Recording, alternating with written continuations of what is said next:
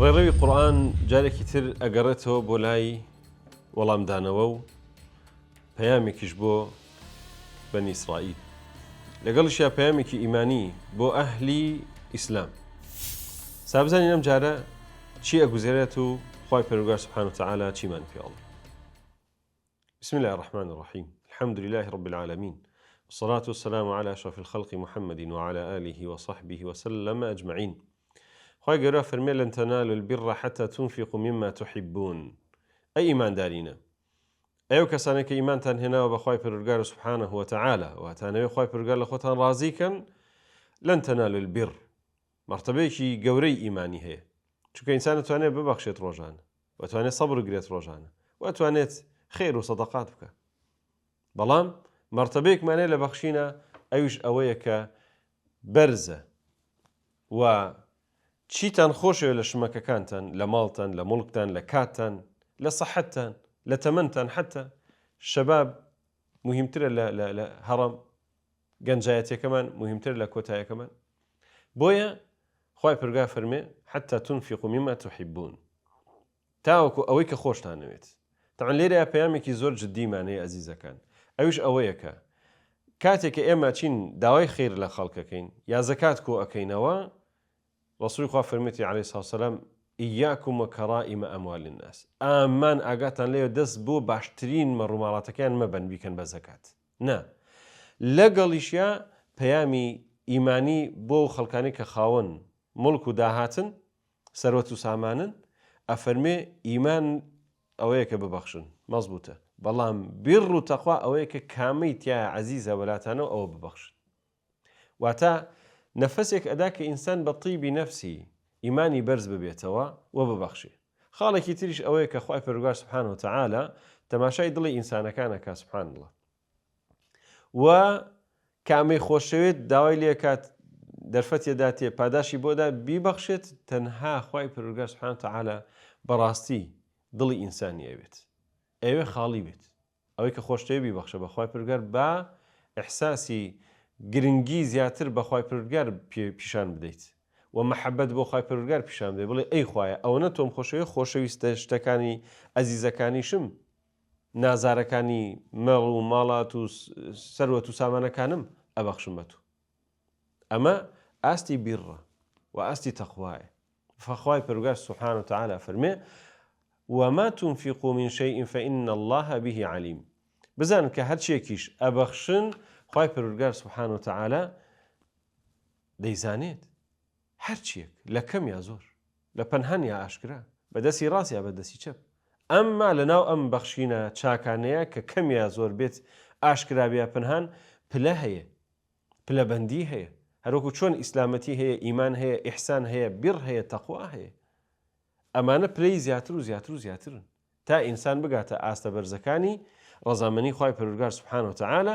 بۆیە فەرمووی ئەی ئیماندارینە ناگەن بە پلە بەرزەکانی چاکەکاری کە بیرڕە هەتا وەکو شتە ئەزیزەکانتان نەبەخشن. ئەنەسی کوڕی مالیکە فەرمێ کەسێک لەناو ئەنسارە دەوڵەمەندترینی پیاوەکان بوو، ناوی هاوڵی بەڕێز ئەبوو تەڵحە بوو. بیرێکیە بوو بەرامبەر دەرگای مزگەوتی ڕەسوولی خوا بوو صلی الله علیه وسلم، هەندێک جار ڕەسوولی خوش دەستنوێژ و دەستی لێ ئەشۆرد. ئەم بیرە زۆر بەلایەوە ئەزیز بوو، زۆر بەلایەوە پڕبەرەکەت بوو، بەکاری هێنا بۆ ئیشی تایبەتی خۆی. فکاتی ئەم ئاەتە ئەبیسێت لەن تەنالوا البر حتى تنفقوا مما تحبون، ئەبوو تەڵحە دێت بۆ لای ڕەسوولی خوا صلی الله عليه وسلم ئەفەرمێ ئەی پێغەمبەری خوا، خوای گەورە سبحانه وتعالى ئەفەرمێ ناگەن بە چاکە گەورە و پلەبەندیە بەرزەکانی چاکەکاری هەتاوەکو ئەوەی کە خۆشتان ئەوێ نەیبەخشن، و خۆشەویستترین ماڵ لای من بیری بەیڕوحایە. ئەو بیرە لەناو هەموو باخ و باخاتەکان و مڵک و ماڵەکانمە زۆر عەزیزە بەلام. تەبعەن ئەکرێت لە ماڵە شوێنێک، ساتێک، شمەکێک بەلای ئینسانەوە عەزیز بێ، لەناو کتێبخانە کتێبێک لەناو کتێبەکانە عەزیز بێت، لەناو باخێکە درەختە لە درەختەکان عەزیز بێت، لەناو مەڕووماڵاتێکە دانێکیان بە هەمان شێوە، لەناو مناڵەکانە دانێکیان بە هەمان شێوە بە سەلیقەت چاک باش.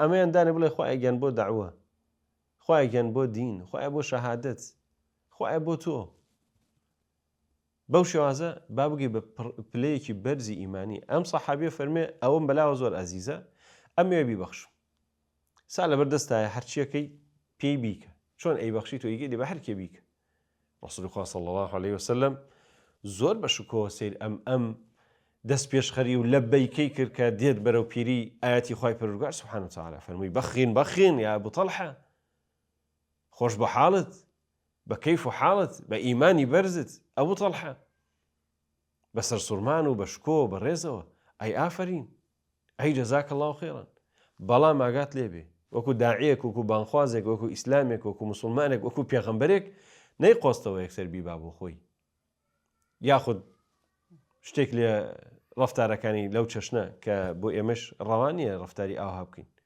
فەرمووی سامادەم دەرت کردووە لە دڵ و ئەی بەخشی بەخوای پەروەردگار سوبحانه وتعالى گەیشتویت بەخوای پەروەردگار لێت قبول کە و تەقەبەل الله منک بەڵام بیبەخشە بە دۆست و خزم و خێشەکانت ئەویش ڕۆشت بەسەر ئامۆزا و پور و مامەکانیە بەشی کرد و فەرمووی ئەم بیرە بۆ هەمووتان دوای خی پەروەردگار سوبحانه وتعالى جارێکی تر ڕۆکاتەوە بەنی ئیسرائیلەکان و ئەهلی کتاب و بیریان نەخاتەوە كل الطعام كان حلا لبني إسرائيل إلا ما حرم إسرائيل على نفسه من قبل أن تنزل التوراة قل فأتوا بالتوراة فاتلوها إن كنتم صادقين أفرمي خواهي پەروەردگار سبحانه وتعالى لدواي أو جنگ فكرية مشتمر ديبيت مناقشة معنوي نصرانەکانی نەجران بۆ معنەوە و شوبهات دروستکردن لەسەر ئەحکامەکان و گومڕایەکانی خۆیان باسەکەن و تەرحەکەن و لارێکانی خۆیان بە سەحدانن و بەڕاستدانن ئەبینی خی پەروەردگار فەرمێت هەموو خواردنەکان بۆ نەوەی ئیسرائیل ینی بەنی ئیسرائیل حەڵال بوو زوڵال بوو پێش دابەزینی تەورات تەنها ئەوە نەبێت کە یعقوب ئیسرائیل لەسەر خۆی حرام کردبوو ئەویش ئەوە بوو کە گۆشتی وشتر و شیری وشتری لەسەر خۆی حرام کردبوو پاشان خی پەروەردگار سوبحانه وتعالى جۆرەها خواردنی تری لە جوولەکەکان حرام کرد وەکو سزایەک بۆ ئەو هەموو سەرزەنشتی و سەرسەختیەی کە ئەیان کرد لەگەڵ پێغەمبەرەکانیانە بەڵام جوولەکەکان لێرە ئەی خۆن مەشروب ئەخۆنەوە چەوری ئەخۆنەوە بەراز ئەخۆنەوە زینا دەکەن و ئەوانەی کە حرام کراوە لە دینەکەیانە لە کاتی خۆیان بە قورئانێکی خۆیان بە تەوراتی خۆیان ئێستا تەماشاکی مخالەفەیەکەن دەی ئەمە چۆن هەڵتان وەشاندەوە چۆن لە حرامەوە کردتان بە حەڵال بانگەشەی وایە نەکرد کە خوای پەروەردگار هیچی لە حرام نەکردوون و ئەمانش هەر حەڵاڵن دەی پیاوەی خوا صلی الله علیه وسلم بە فەرمانی خوای پەروەردگار سوبحانه وتعالى پیان ئەڵێ ورن تەورات بهێنن بیخوێننەوە ئەگەر ڕاست دەکەن ئەو شوێنەمان پیشان بدەن کە خوای پەروەردگار سوبحانه وتعالى فەرمێ هەموو شتێکتان لەسەر بە حەڵاڵی لەسەر ماوەتەوە و چی ئەخۆن بیخۆن ورن یاخود ئەوەیە کە درۆ دەکەن بەناو ئاەت و پەیامی خوای پەروەردگار سوبحانه وتعالى ئەو جار هەڕەشە دێت جارێکی تر فمن افترى على الله الكذب من بعد ذلك لدواي أميكا بوتان رون كراوتوا بنص آياتي خواي پروردگار سبحانه وتعالى لسر زاري رسول الله صلى الله عليه وسلم فأولئك هم الظالمون أجر توبنكن ونقرنوا بابزانا بباشي حجة نسر دان راوة بلغتا نسر دان راوة كايوة براسي خريكي قمرائين قل صدق الله سأي پیغمبر أي محمد عليه الصلاة والسلام وأي إيمان دارينا بلن خواي پروردگار راسك كهرشي حلال حلالي خواي وهرشي حرام حرامي خواي وهرشي ري بيدراو بي أوي كخوا ريقي بيداوا كإنسان بكالكي بيني هر كسي كيش أوها نكات أو قمراو ظالمة انجا فرمي قل صدق الله إيوه بلن الله عز وجل راسك وفرمايشتكاني تواو دروسته فاتبعوا ملة إبراهيم حنيفا ساجارێکی تر بیرتان ئەخەمەوە ئێوە کە ئەولاترن شوێن کەوتەی ئیبراهیم بن شوێنی ئیبراهیم بکەون بە حەنیف وتمان حەنیف بەرپاکردن و جێبەجێکردنی هەموو تەوحیدە بە ورد و درشت ظاهیر و باتن پەنهان و سڕ هەر هەموو تەوحید و لەگەڵیشا دوورکەوتنەوەی لە شرکی ئاشکرا و گەورە و بچووک پەنهان و سڕ و نهێنیەکان هەمووی پاکەیتەوە. ئەوە حەنیفە وما كان من المشركين ئەو لە مشریکەکان نەبوو.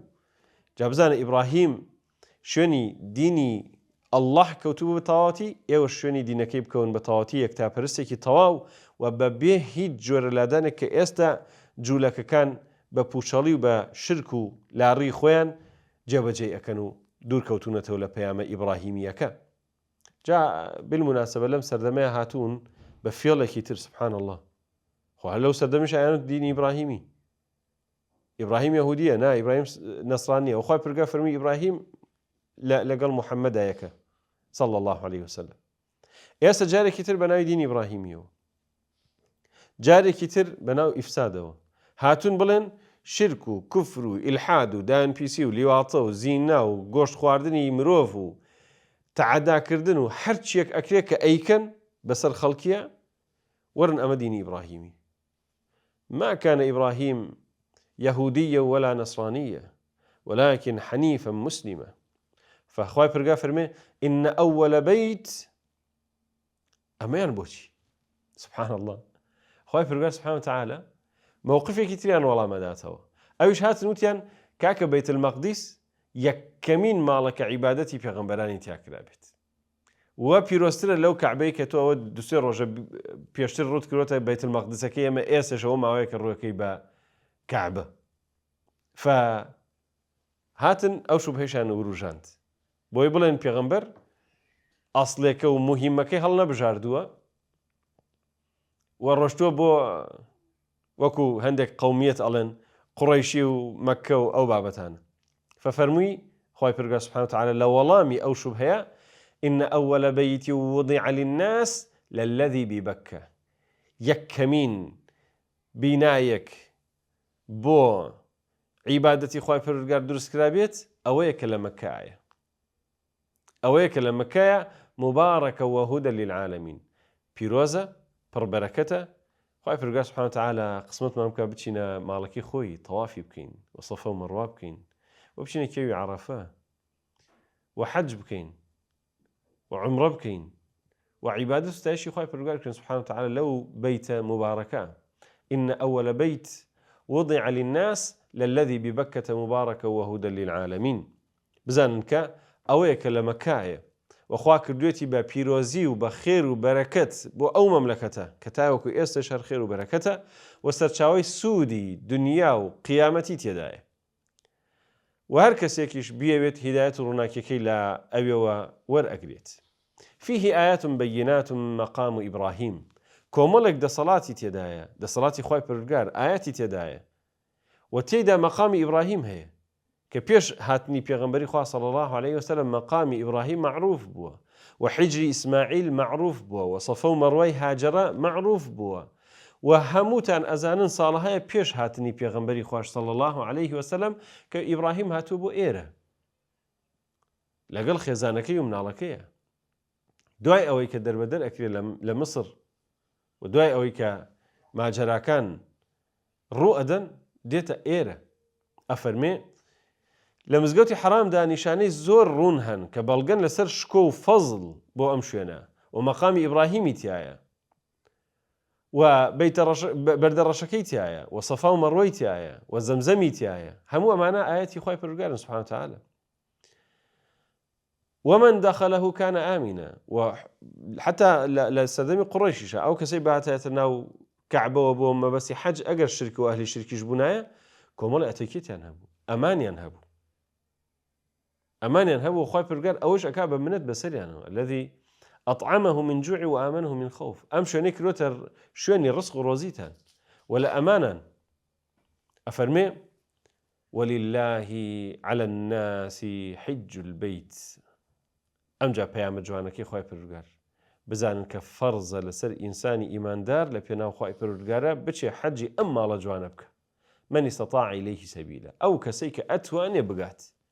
یعنی علەما فەرمون توانستەکە ئەوەیە کە ئینسان یەکەم ڕێگا ئەمن و ئەمان بێت تا چێ بۆوێ، دوو مەسروفی هەبێت تا دێتەوە نەوێتە بار بەسەر خەڵکەوە، سێ ئەوەی هەبێت بیداتە مناڵەکانی تا دێتەوە بۆ لایەن، چوار ئەمین بێت لە ژنی لە کچی لە کوڕی کە تا دێتەوە خراپەکاری ناکەن و لێ ون نابن. ئەم چوار خاڵە هەبوو ئینسان تەوەکل کات و بچێ بۆ ماڵەکەی خوای پەروەردگار سوبحانەهو وتەعالا. ئەفەرمێ خوای گەورە ئەفەرمێ هەر کەسێک پێی بکرێت و نەچێت تەوان بە کوفر ناوی هاورد. ئەو کەسێک کە ئەتوانێت بچێت بۆ حەج ئەگەر نا بۆ عومرە بەم چوار خاڵی کە باسمان کرد پێویستە کات تۆزە بیر کاتەوە. خوای گەورە فەرمێ ومن كفر فإن الله غني عن العالمين. هەر کەسێک کوفر بکات و باوەڕی بەمە نەبێت علەما فەرمون ئەو کەسێک کە ناچێت و هەموو مەرجەکانی ڕۆشتنی تێدایە خوای پەروەردگار بە کوفر وەڵامی داوەتەوە. ئەبێ ئاگای لێبێت. باسەکە ئاسان نییە و یەکێکە لە ڕوکنەکانی ئیسلام. ڕوکنەکانی ئیسلام خەتەرن نەکردنی. شایەتومان، نوێژ، زەکات، سیام، حەج. بۆ هەموویشی سبحان الله خوای پەروەردگار سبحانه وتعالى ئەفەرمێ ئەیکەیت بیکە نایکەی کوفر. خەتەرە ینی هەر کامەی ئینسان نیکە. بزانن کە سێ دانەی جسمیە کە شایەتومانە، نوێژە، ڕۆژووە و دوو دانەی ماڵیە کە بە پارە و ماڵ و ئەمانە شەڕتەتی کە زەکات و حەجە و هەمووشی ئیماندار ئەبێ بیکە و ئەگەر نەیکات ئیمانەکەی کە دەژێر پرسیارە خوای پەروەردگار فەرمێ ومن كفر فإن الله غني عن العالمين. جا لێرە ئەفەرمێ قل يا أهل الكتاب هەم جارێکی تر سبحان الله قل يا أهل الكتاب لم تكفرون بآيات الله والله شهيد على ما تعملون. أي أهل كتاب أي أهل كتاب طبعا ببيغمبر خوا فرمى عليه الصلاة والسلام بيان بڵێ أي بيغمبر خوا عليه الصلاة والسلام سەرزەنشتی ئەهلی کتابکە. بۆچی دوای ئەم هەموو مناقەشەیە بە نەرمی بە هەڕەشە بە گوڕەشە بە ڕاستکردنەوەی هەڵەکانتان پێتان ئەڵێم هێشتا هەر کوفرەکەن بە ئاەتەکانی خوای پەروەردگار؟ بۆ حاشا لە ئاەتەکانی خواکەن؟ بۆچی نکۆڵیەکەن لە بەڵگەکانی خوای پەروەردگار سبحانه وتعالى؟ خۆشتان باش باش ئەزانن کە الله عز وجل ئاگایە زانایە بە حاڵی درۆکردنتان بە حاڵی چاواشەکردنتان. قل يا أهل الكتاب جارێکی تر سبحان الله چەند جوان بانگیانەکە. قل يا أهل الكتاب لم تصدون عن سبيل الله. باشە بۆچی خەڵکی گومڕائەکەن لە ڕێگای خوای پەروەردگار سبحانه وتعالى؟ بۆ شوبهە بڵاوەکەن و بۆ ئەتانەوێت ببن بە عەونی شەیطان لەسەر عەبدەکانی خوا و خوای پەروەردگار سبحانه وتعالى ئەمەی پێ قبوڵ نییە. ئەفەرمێ من آمن تبغونها عوجا. ئەوەی کە ئیمان هێنێ گاڵتەی پێکەن لاقرتی پێکەن بەکەم سەیریەکەن تیر و تانەی لێدەن وأنتم شهداء وما الله بغافل عما تعملون. ئێوە خۆتان شایەتن لەسەر ئیشەکانی خۆشتان ڕەفتارەکانی خۆتان لەگەڵ پێغەمبەرانە چیتان کرد لەگەڵ خۆتانە چیەکەن لەگەڵ گاورەکانە چیەکەن. ئێسش بەربوونەتە گیانی ئەو خەڵکی کە مسلمانە بن لەگەڵ ڕەسوولی خوا صلی الله عليه وسلم. هەر کەسێ ئیماندار بێت بە گومڕا و بە درۆزن و بەسەر لێشێوا و بەتون و بە شل و بە ئەنواع و ئەشکاڵ ناوزە دەکەن تا ئێسام چیرۆکار وایە خۆیان و ئاعوانەکانیشان هەروان. دەی با بزانن کە باش ئەزانن دڵنیاشن کە ئاینی ئیسلام ئاینێکی حەقە و ئاینێکی پاکە و ڕێگایەکی تەندروستە و ڕاستە، بەڵام هێشتا خۆتان گومڕاکەن. ئەمە پەیامی ئەخیر بێ بۆتان کە خوای پەروەردگار سبحانه وتعالى ئاگایە بەم حاڵ و زروفەتان و تۆماری ئەکات و بەرپرسن لەسەر تەک تەکی قسە و ڕەفتارەکانتان. داواکارم لە خوای پەروەردگار سبحانه وتعالى بە ناوجوانەکانی خۆی بە ئیسمی عەظەمی خۆی کە دڵەکانمان پاکاتەوە و ئیمان بخاتە دڵمانەوە، ساغ و سەلامەتمان کە لە سڕ و لە پەنهانەکانە، لە ماڵ و لە حاڵمانە، لە دەر و دەشتمانە، لە ناو مزگەوت و بازاڕمانە، لە هەموویە یەک ڕوو بین، یەک ئیمان بین، یەک هەڵوێست بین، لە خۆشی و ناخۆشیەکانمانە یەک هەڵوێست بین. إنه ولي ذلك والقادر عليه. السلام عليكم ورحمة الله وبركاته.